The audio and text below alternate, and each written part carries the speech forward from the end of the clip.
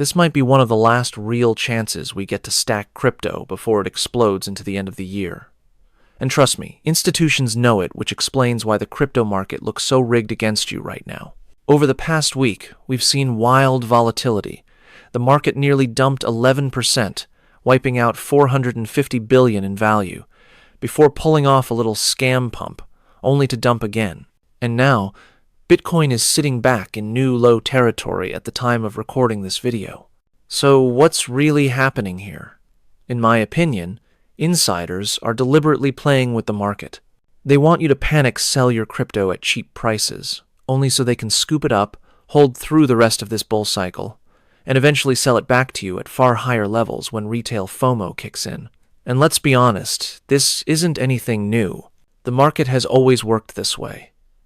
It's a zero-sum game, and the majority of retail investors, 94% of them, keep making the same mistakes over and over.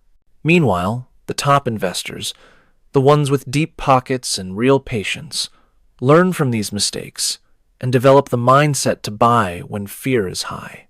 The real question we're asking today is right now the right time to buy? We're going to dig into that in this video.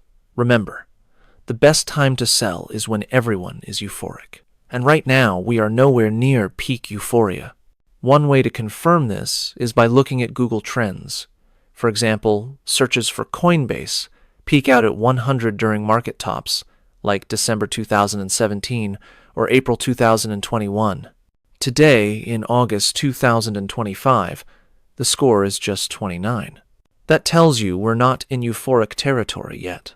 On top of that, nearly all of the on-chain analytics and bull market peak indicators are still in full hold territory. Yes, we could see another dip as whales unload to shake out weak hands. But the game plan is the same. They create fear, they accumulate, then they ride the market back up. And that's why we still believe we're in a bull market cycle. Now, let's talk about the cryptos that matter: Bitcoin, Ethereum, XRP, Chainlink, and even Faky, because all of them have seen pain this past week. But beneath that volatility, we're seeing some serious opportunities and clues about what institutions and whales are really doing. I'll also share dip buying ranges, strong pivot points, and where I see price targets heading into the end of this year. Welcome back to Crypto Labs News, my friend. If you're new here, my name is Paul, and if you want to connect, you can find me on Twitter or X at PaulyDefi. And before we dive deeper, make sure you're subscribed to the channel so you don't miss the biggest moves coming in this market. Now, let's start with some insight from Tom Lee, a fund manager who's been consistently bullish on Bitcoin and crypto for years. He's now calling Ethereum the biggest macro trade of the next 10 to 15 years.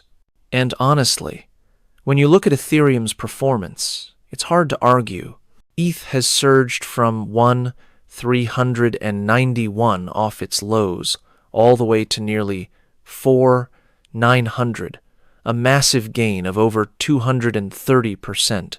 Right now, Ethereum is outperforming Bitcoin and many altcoins. Why? Because ETH stands to benefit directly from stablecoin regulation. It's the largest Layer 1 blockchain, and after being sold off heavily over the last couple years, there are very few sellers left. Any wave of new buying pushes the price up fast. Treasury firms and institutions have been quietly loading up, and that's fueling its strong run. Tom Lee puts it best: stablecoins are crypto's ChatGPT moment, and Wall Street is essentially building on Ethereum. From JP Morgan to Coinbase to Robinhood, they're choosing ETH to settle transactions. That makes it the backbone of crypto's financial infrastructure. But it's not just Ethereum. Ripple has also been expanding into the stablecoin sector. The $300 billion stablecoin market is projected to grow into the trillions, and Ripple, through its RLUSD, is moving into Japan with SBI by early 2026. Already, IPOs like Bullish have used RLUSD on the XRP ledger for settlement, fast, cheap, and transparent. This is just the beginning. Chainlink is another standout. This project isn't just an oracle, it's become deeply integrated across traditional finance and DeFi, with partners like Swift, JP Morgan, UBS, MasterCard, and countless DeFi protocols, Chainlink provides interoperability, privacy, and data services that almost no other blockchain matches. It's one of the rare cryptos with undeniable utility and institutional adoption. Bitcoin, meanwhile, is still the king by market cap, but it's showing weakness. Recently, someone discovered a 1,991 video game called Space Quest 4 that featured a coin with what looks like the Bitcoin logo, sparking speculation about whether Bitcoin's design was inspired by it. Whether it's coincidence or not, it's a fun detail in Bitcoin's history. Now, let's talk about Faky. This project started out as a meme coin but has grown into much more. With Web3 tools, domains, tokenization of real-world assets, trading bots, an NFT metaverse, and more, it's building a real ecosystem. The big news? Faky just got listed on Robinhood, one of the biggest retail platforms with over 25 million users. Combined with listings on Coinbase, Kraken, and other major exchanges, it's no longer just a meme. Faky is proving itself as a legitimate asset. Now let's dive into the charts. Starting with Bitcoin. We've seen major volatility. The market made a fake breakout above prior highs in July before selling off. That bull trap led to a steep dump, and now we're under key moving averages for the first time since 74K. If Bitcoin keeps dropping, key support sits between 103K and 106K with a possible bounce. Below that, 96K is the next major level.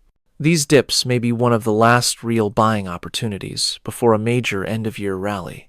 Ethereum looks much stronger on both daily and 3-day charts.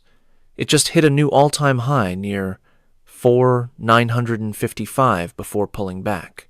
If Bitcoin continues to weaken, ETH could dip to around 4,300 or even 4,0, both strong accumulation zones. Relative strength here is clear, with institutional demand holding ETH up better than BTC. XRP, however, hasn't been showing the same strength. On the weekly chart, it's seen steady selling pressure. If it breaks down further, I'm watching the 2.7-2.6 range for accumulation. That's where major support sits. Chainlink, on the other hand, is in a strong uptrend. Higher highs and higher lows, plus surging buy volume, suggest demand is real. I'm targeting 52 as a likely level this cycle. If Bitcoin drags Link down, the 2023 range looks like a golden buying zone. Finally, Faky. This chart is one of the strongest I've seen for a meme origin project.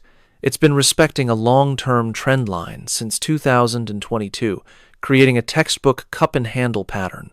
If it holds support and breaks above resistance, we could see explosive upside into new highs. Risk to reward on this setup is massive, with potential 20-to-1 returns if the pattern plays out. At the end of the day, the safest long-term bets are Bitcoin and Ethereum.